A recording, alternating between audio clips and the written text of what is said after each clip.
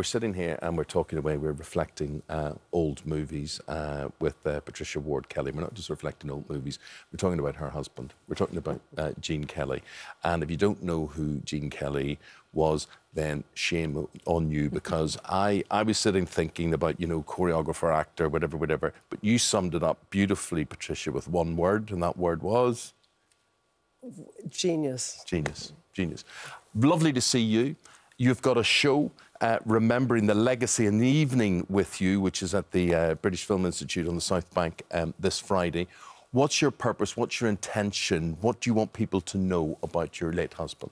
Well, so many people love him and they see him up on the big screen, but they don't know very much about him. And he was such a multi-dimensional man. And, you know, he spoke multiple languages. He very often read a book a day. He was an economics major. He was a true romantic, and he was, as I say, was really a genius, a true Renaissance man. And so people come out of the show and they say, I loved him before, but I love him even more now. Well, we're now going to see one of the most iconic scenes in cinematic history, right?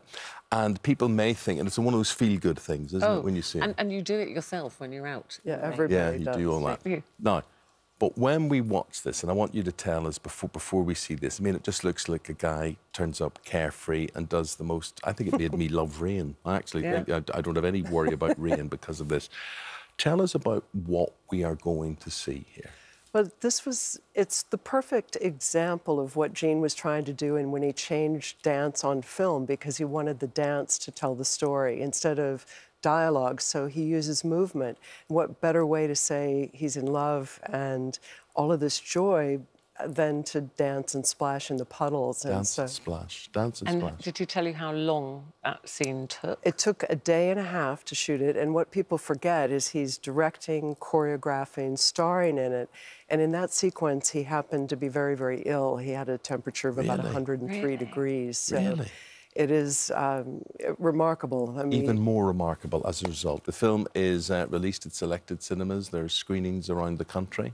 All around, and I'll introduce it at BFI tonight and on the Town on Saturday. And then BFI has this tremendous run of Hollywood musicals that everyone should take part in, I think. Let me ask you, genius, you say, he was a perfectionist.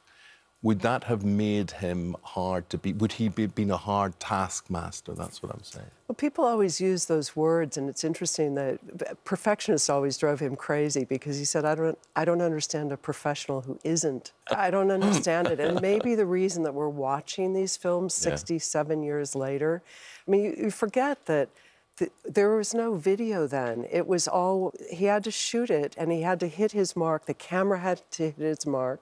And if it didn't, it was wrong. Do you know what? He's a man after my own heart. I am in here rehearsing this show many hours. Who laughed? Hitting my mark on everything to do. Can we ask how... because we're looking at Gene Kelly, the amazing dancer, the film star. You're looking at your husband and the man you loved very deeply, and I'm sure you must miss desperately. How did you meet, and was it an instant attraction? Because there was a big age difference, wasn't there? A little bit of an age difference. Just like 47 no, it was years, very... I mean, it's a remarkable meeting. Got hired to do this 90-minute television special about the Smithsonian Museum, and it turned out that the host narrator was someone by the name of Gene Kelly.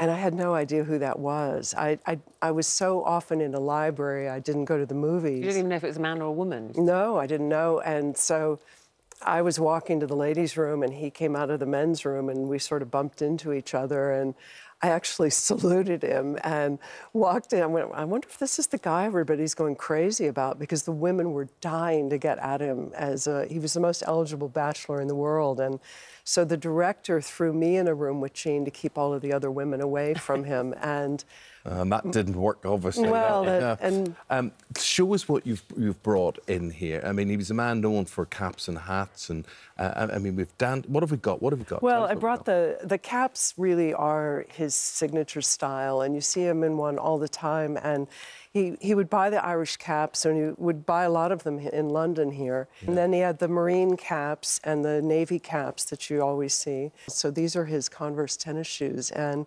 so he was cool back then. And I have a great photo of him directing Hello, Dolly in those. And then this is very funny to me. This is his T-shirt. And the big movie star used to get out a pair of scissors and would cut the T-shirt so that he had less fabric to stuff in his pants, because the whole idea was to increase the line of his body and to make it as lean as possible.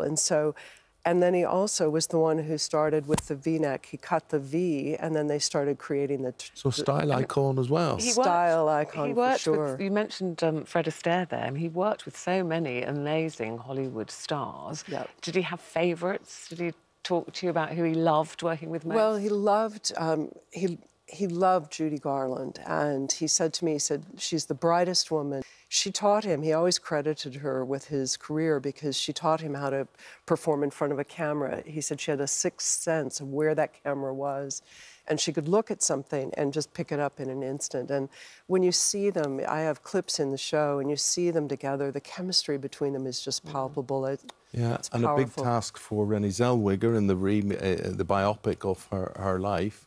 Do you think she captured Judy Garland? I think, you know, when I saw the film, Gene was very specific in his request to me. He said, I never want a biopic.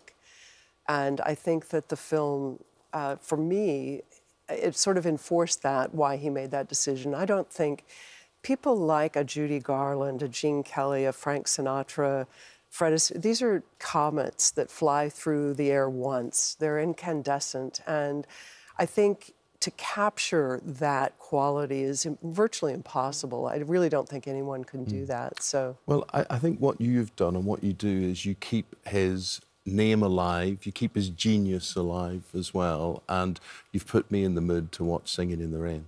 Great. Well, that's the whole point. Just keep him out there, because young people love him. And here we've got Matthew Bourne, and all of his dancers are coming to the show tomorrow night. I have 27 dancers from the Red Shoes. And incredible. So Gene the legacy just goes on and on. And I said, you must miss him terribly. He died in 1996, and you're still single. That says something about the man, I presume. Well, it's, as I said earlier, it's a hard act to follow. I did bring this is the note that he left me the day we got married, and I just found this. I'm still unpacking the boxes, and it says, this is it, you're stuck, love, love, love your new husband. So, yeah, it's hard well, to I'm sure you loved beat. being stuck. You obviously loved being stuck.